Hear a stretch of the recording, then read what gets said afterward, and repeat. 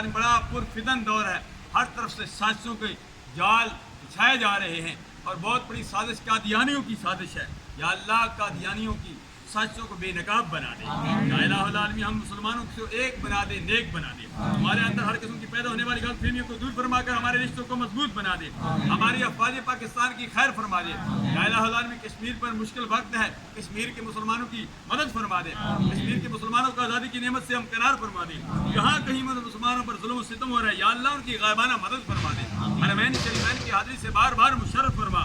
یا الہ العالمین وہ دعائیں جو مانگنے سے رہ گئی دلوں کی جانتا ہے، ہماری ان دعا کو مقبول و منظور فرما۔ یا اللہ کچھ اب دعائیں کی جا رہی ہیں، کچھ میں نے وہاں ممبر پر بیٹھ کر وہاں اسٹیج پر بیٹھ کر دعا کی، اس سے پہلے دعائیں جو کی گئیں اب جو دعائیں کر رہے ہیں یا اللہ ہماری سب دعاؤں کو مقبول و منظور فرما۔ یا الہ العالمین تمام بیماروں کو صحت کاملہ عاجلہ مستمرہ نافعہ عطا فرما۔